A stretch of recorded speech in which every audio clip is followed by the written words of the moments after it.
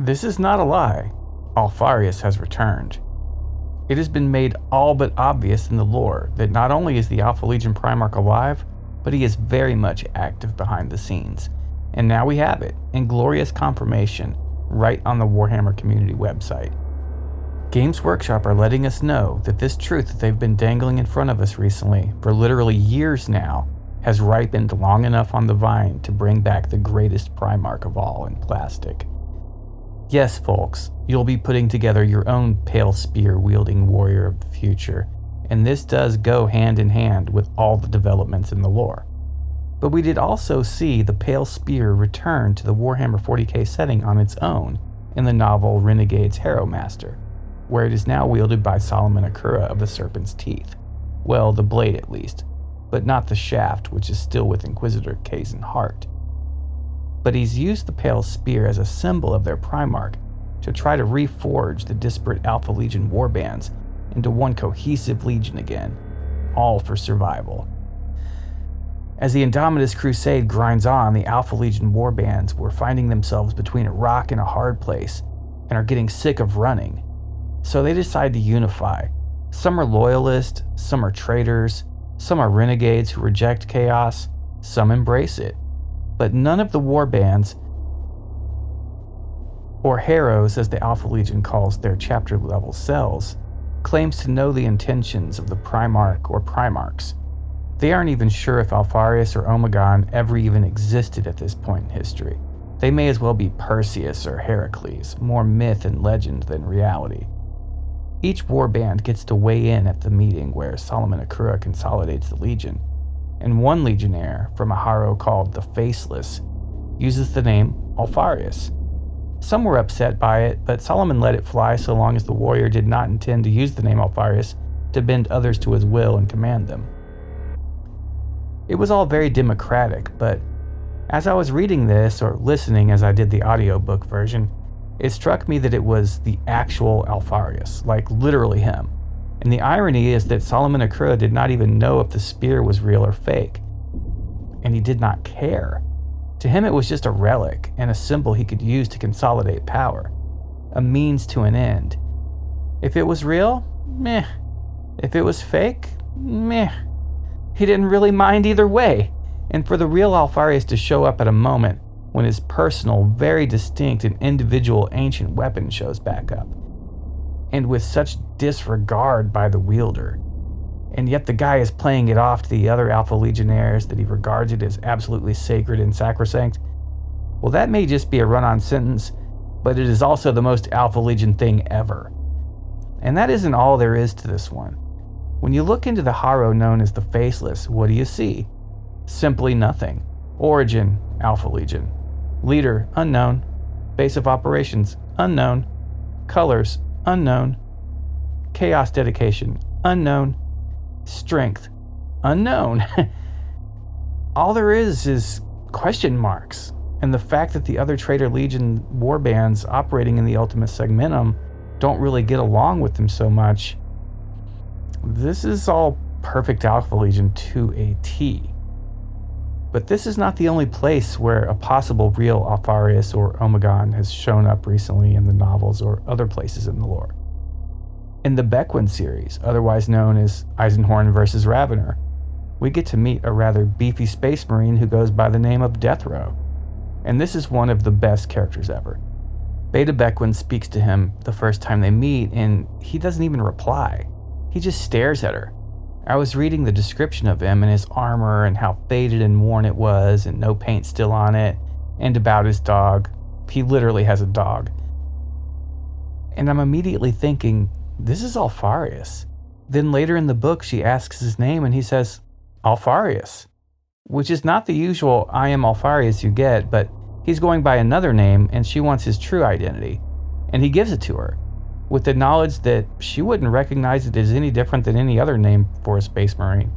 It could have been Titus or Zabriel or Tom, Raistlin or Mike.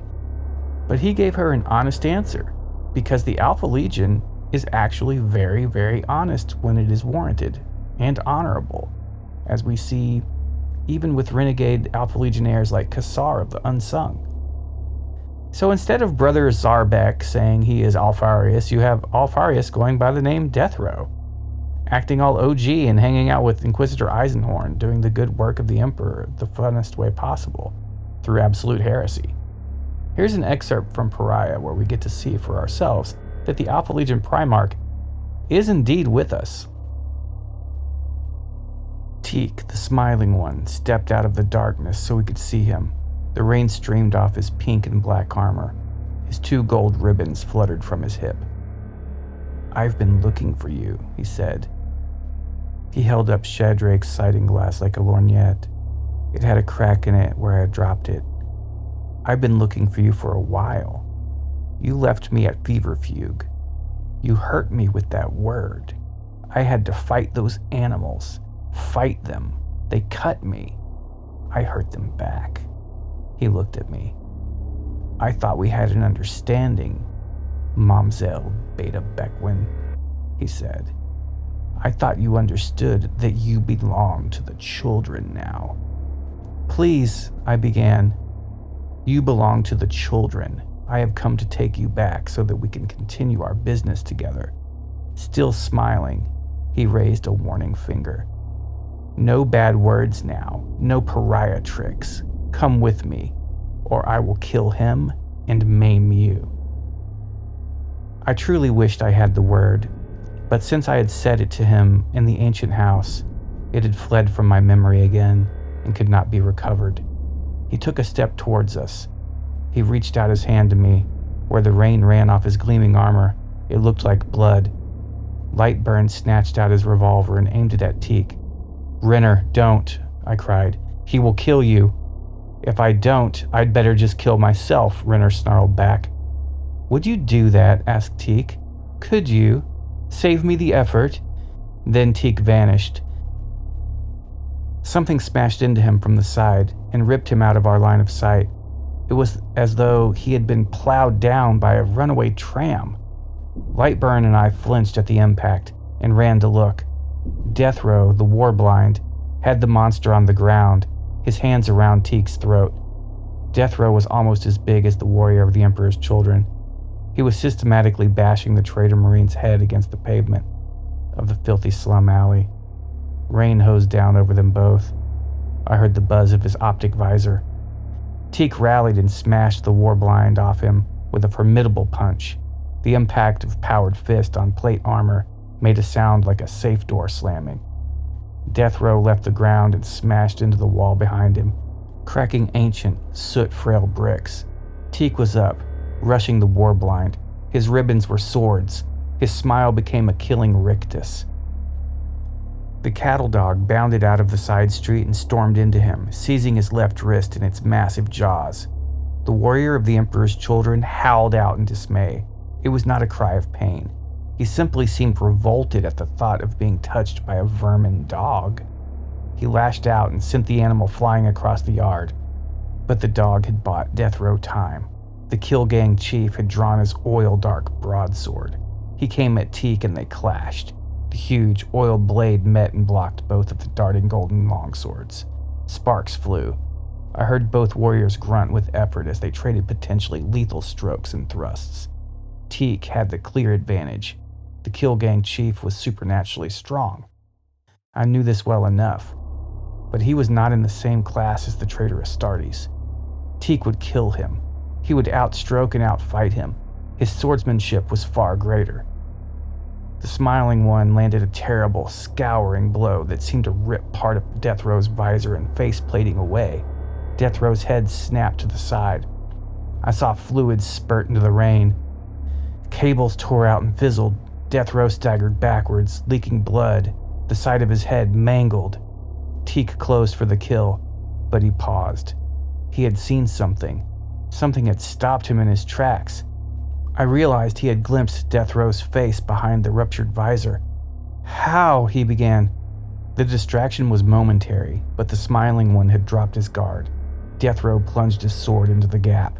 The oiled black blade went through the traitor marine's belly and shredded out through the back plating of his armor. Blood splattered onto the wet pavement behind him, black as pitch. Shorn servos shorted out. Teak screamed. This time it truly was pain. It was pain and outrage and horror. Teak tore himself off the blade impaling him and lurched back across the yard.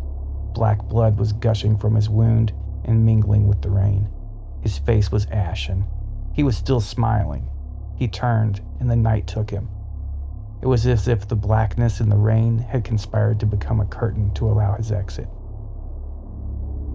Teak left no trace behind but a few pink rose petals floating on the gurgling pools around the drain. Deathrow sank to his knees, breathing hard. He kept his back to us. He raised his hands to his face and tried to push his damaged visor back together. I took a step towards him. The cattle dog trotted up and stood between us.